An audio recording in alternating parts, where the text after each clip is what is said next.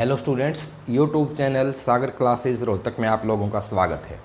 देखिए, आज जो हम टॉपिक करेंगे वो करेंगे भी जैन धर्म के बारे में। इससे पहले हमने बौद्ध धर्म के बारे में पढ़ा, वैदिक सभ्यता के बारे में पढ़ा, सिंधु सभ्यता के बारे में पढ़ा। आज जो है हमारा हिस्ट्री का ये 4th टॉपिक है और अब हम जैन धर्म के बारे में पढ़ेंगे। स्टार्ट करने से पहले बता दें स्टूडेंट्स, खरब defence academy private limited Rohtak की तरफ से ये लेक्चर आप लोगों को दिए जा रहे हैं और ज़्यादा से ज़्यादा आप ये इसका सागर क्लासेस रोहतक यूट्यूब चैनल है उसको शेयर कीजिए, सब्सक्राइब कीजिए, लाइक कीजिए। काफ़ी कम समय में आपको जैन धर्म से संबंधित मेन जो बातें हैं वो बताई जाएंगी। उम्मीद है आपको स्टूडेंट्स लेक्चर पसंद आएगा। तो आओ भाई स्टार्ट करते हैं।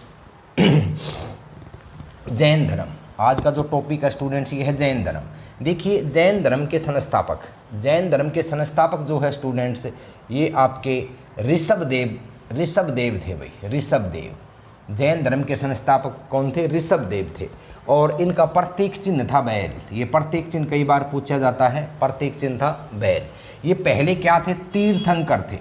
तीर्थंकर क्या होता है? जो किसी धर्म को लीड करता है, किसी धर्म की शिक्षाओं का प्रचार प्रसार करता है, उसकी शुरुआत करता है, वो तीर्थंकर कहलाता है। तो ये पहले तीर्थंकर थे, लेकिन उस समय जैन धर्म जो है ये ज़्यादा फेमस नहीं हुआ था।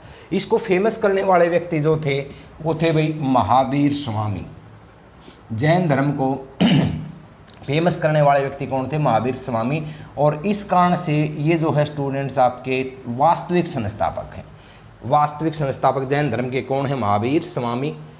कौन से नंबर के तीर्थंकर हैं? ये 24 नंबर के तीर्थंकर हैं, अर्थात इनसे पहले 23 तीर्थंकर हो चुके हैं। तो आपको 3 तीर्थंकर ध्यान रखने हैं, एक तो पहला, एक 23वां, एक 24वां।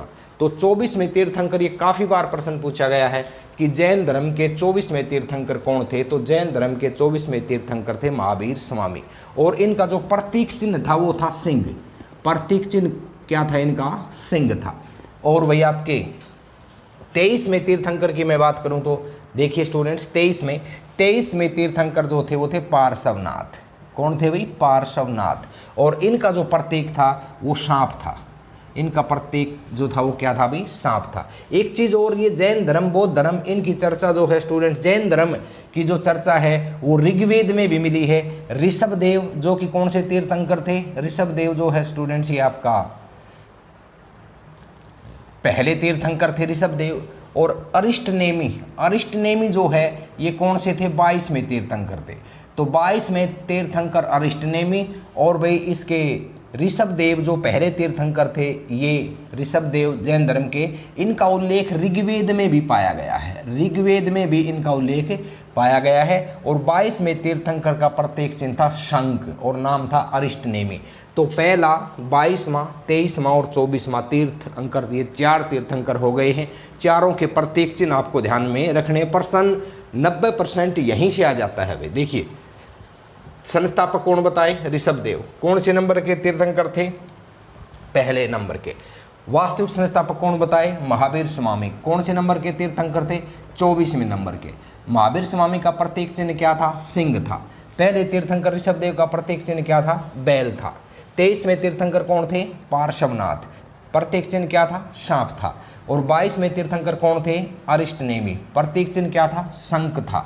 और ऋषभदेव और अरिष्टनेमी का उल्लेख किस में मिलता है? ऋग्वेद में भी मिलता है। अब मैं चर्चा करूं महावीर स्वामी के स्टूडेंट्स जीवन परिचय की। जिस तरह से हमने ये आपका बौद्ध धर्म के संस्थापक महात्मा बुद्ध का जीवन परिचय पढ़ा था, माँ का नाम, पिता का नाम, पत्नी का नाम, इसी तरह से इनके बारे में भी है। तो देखिए, महावीर स्वामी का जीवन परिचय। महावीर स्वामी का जीवन परिचय की बात करें स्टूडेंट्स तो इनका जन्म 599 ईसा पूर्व हुआ है। 599 ईसा पूर्व इनका जन्म हुआ है। और भाई कहाँ पे हुआ है? कुंडलवन ग्राम में हुआ है। कुंडलवन ग्राम कहाँ है? वैशाली में है। ये बिहार में है स्टूडेंट्स, वैशाली। तो वैशाली में कुंडल ग्राम है, उसमें महावीर स्वामी का जन्म हुआ 599 ईसा पूर्व। आगे पढ़ते हैं। देखिए, यह वजी संघ गणतंत्र के अधीनस्थ था भाई। यह वजी संघ गणतंत्र था उस समय। कौन? कुंडल ग्राम, वैशाली। नेक्स्ट, इनके पिता का नाम सिद्धार्थ था, माता का नाम त्रिशला था, पत्नी का नाम यशोदा था, पुत्री का नाम प्रियदर्शना था। देखिए ध्यान रहे, महावीर स्वामी की पुत्री का नाम, इधर महात्मा बुद्ध से संबंधित पुत्र का नाम, उनका पुत्र राहुल था, इनकी पुत्री जो हो प्रियदर्शना थी। इनकी पत्नी का नाम यशोदा था, जबकि महात्मा बुद्ध की पत्नी का नाम यशोधरा था। थोड़ा सा अंतर है, यहाँ कंफ्यूज नहीं होना है। इनके पिता का नाम जो है वो क्या था भाई, सिद्धार्थ था, जबकि महात्मा बुद्ध के बचपन का नाम सिद्धार्थ था, इनके पिता का नाम था। माता का नाम जो हो त्रिशला था। गृह त्याग, इन्होंने स्टूडेंट्स 30 वर्ष की उम्र में गृह त्याग किया। उन्होंने कब किया था, 29 वर्ष की उम्र में गृह त्याग किया था। ज्ञान की प्राप्ति, 42 वर्ष की उम्र में इनको ज्ञान की प्राप्ति हुई। उन्हें कब हुई थी भाई, 35 वर्ष की उम्र में हुई थी, ध्यान रखना। उन्होंने 6 साल तपस्या की थी और इन्होंने 12 साल तपस्या की थी, तब जाकर के इनको ज्ञान की प्राप्ति हुई थी। इनको ज्ञान की प्राप्ति जो है कहाँ हुई थी, जंबीग्राम। जंबीग्राम के निकट एक नदी है भी, रिजुपालिका नदी, बहुत ही इंपॉर्टेंट क्वेश्चन है। जंबीग्राम के निकट रिजुपालिका नदी के तट के ऊपर इनको एक वृक्ष के नीचे ज्ञान की प्राप्ति हुई थी। बाद में इनको क्या कहा गया, कैवलिन कहा गया। कैवलिन का मतलब होता है ज्ञानी, या इनको जिन कहा गया, जिसका मतलब होता है विजेता, या इनको निर्ग्रंथ कहा गया। ये प्रश्न पूछा गया है, निर्ग्रंथ का अर्थ क्या है, तो बंधन रहित। बंधन रहित जो है निर्ग्रंथ का अर्थ है। इसके बाद में महावीर कहा गया, अरहंत कहा गया, जिसका अर्थ है योग्य, आदि नामों से इनको जाना गया है। तो ये महावीर स्वामी के ही नाम हैं, कैवलिन, जिन जिसका अर्थ विजेता है, निर्ग्रंथ जिसका अर्थ बंधन रहित है, महावीर अरहंत जिसका अर्थ योग्य है, आदि नामों से इनको जाना गया। मृत्यु इनकी 72 वर्ष की उम्र में हुई मृत्यु, और यह 527 ईसा पूर्व होती है भाई, 527 ईसा पूर्व इनकी मृत्यु होती है। यह स्थान कहाँ है, राजगृह बिहार में स्टूडेंट्स, पावापुरी में इनकी मृत्यु होती है। और पावापुरी कहाँ पर है, राजगृह में, और राजगृह कहाँ पे है, बिहार में है। देखिए इनकी जन्म से संबंधित 2 तिथियां हैं, बार बार पेपर में भी पूछी गई हैं। एक आपको बता दें स्टूडेंट्स, इनके जन्म से संबंधित ये आपका 527 और 468 ईसा पूर्व भी है, पेपर में ये भी आया हुआ है, ये आपको ध्यान रखना है। 527 ईसा पूर्व जन्म और 468 ईसा पूर्व मृत्यु, ये भी तिथियां हैं। इन दोनों में से कोई एक आएगा, ज़्यादा यही पूछी जाती है, ज़्यादा भाई 599 में तो क्या होता है, इसका जन्म होता है, और भाई आपका 527 में क्या होता है, इनकी मृत्यु होती है। तो ये आपको ध्यान में रखना है। नेक्स्ट देखें भाई, यहाँ से स्टूडेंट्स आपका नेक्स्ट क्वेश्चन बन जाता है जैन धर्म की महासंगीतियाँ। इसकी महासंगीति जैन धर्म के, देखिए जैन धर्म की महासंगीतियाँ, बौद्ध धर्म की 4 महासंगीतियाँ थी, इसकी 2 महासंगीतियाँ हैं। पहली कब हुई थी भाई, पहली 322 ईसा पूर्व से 298 ईसा पूर्व, ये पाटलिपुत्र जो वर्तमान में पटना कहलाता है वहाँ पर हुई, बिहार में, और अध्यक्ष थे इसके सतुलभद्र, सतुलभद्र इसके अध्यक्ष थे। दूसरी जो है स्टूडेंट्स, इसकी जो महासंगीति है ये 512 ईस्वी में हुई है, जो वल्लभी में हुई, और वल्लभी कहाँ पे है, गुजरात में है। यहाँ पर अध्यक्ष कौन थे, देवर्दी क्षमा श्रवण, देवर्दी क्षमा श्रवण यहाँ पर अध्यक्ष थे। और इनका उद्देश्य क्या था, इनका धर्म ग्रंथों, जैन धर्म से संबंधित जो ग्रंथ थे उनका संकलन करना। अब जैन धर्म के ग्रंथों को किस नाम से जाना जाता है, तो स्टूडेंट्स इनको त्रिरत्न कहा गया है। जिस तरह से बौद्ध धर्म के त्रिपिटक थे, इसी तरह से इसके जो है वो त्रिरत्न इनको कहा गया है, जो संख्या में कितने हैं, 3 हैं। कौन कौन से हैं, सम्यक दर्शन है, सम्यक ज्ञान है, और सम्यक आचरण है।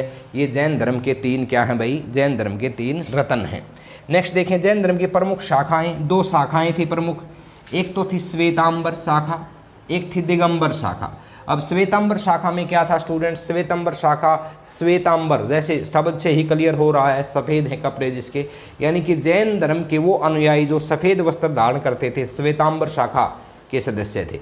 और दिगंबर जो शाखा के सदस्य थे जैन धर्म के, उन्होंने वस्त्रों का परित्याग कर रखा था। ये आपको ध्यान रखना है, ये वस्त्र धारण नहीं करते थे और ये वस्त्र धारण करते थे। नेक्स्ट देखिए भी, महावीर के सिद्धांत, महावीर के सिद्धांत जो है वो 14 ग्रंथों में हैं, जिन्हें पूर्व कहा गया है। ये बात बहुत इंपॉर्टेंट है, महावीर के जो सिद्धांत हैं उनके ग्रंथों को किस नाम से जाना जाता है, पूर्व कहा गया है। बाद में इनके अंग कितने थे भाई, 12 अंग थे। उप अंग कितने थे, इनके 12 ही बाद में उप अंग थे, इनमें विभाजित इनको किया गया था। तो ये था स्टूडेंट्स जैन धर्म से संबंधित, इनके जीवन परिचय से संबंधित प्रश्न बन सकता है। पिता का नाम, माता का नाम, जन्म स्थान, जन्म तिथि, मृत्यु का स्थान, इनके ग्रंथ, इनकी शाखाएं, इनसे संबंधित प्रश्न बन सकता है। तो उम्मीद है आपको यह जो टॉपिक समझ में आया होगा। काफ़ी कम समय में स्टूडेंट्स ये जो मेन बातें हैं ये आपको बता दी गई हैं। इसके अच्छे से आप नोट्स निकालिए और किताबों का भी सहारा लीजिए। मेन चीज़ है स्टूडेंट्स, आपकी रूटीन नहीं टूटनी चाहिए, क्योंकि जो ये लॉकडाउन की कंडीशन है ये हमेशा नहीं रहेगी और आपको मुश्किल से 2 से ढाई महीना ही एग्ज़ाम का मिलेगा, तब आपकी तैयारी नहीं हो पाएगी, हड़बड़ाहट बनेगी। अब आप धीरे धीरे थोड़ा थोड़ा कर करके आप अपनी नॉलेज को जो है वो बढ़ाते चलिए। धन्यवाद स्टूडेंट्स। इन्हीं शब्दों के साथ मैं अपनी वाणी को विराम दे रहा हूँ। जय हिंद, जय भारत, जय माँ सरस्वती।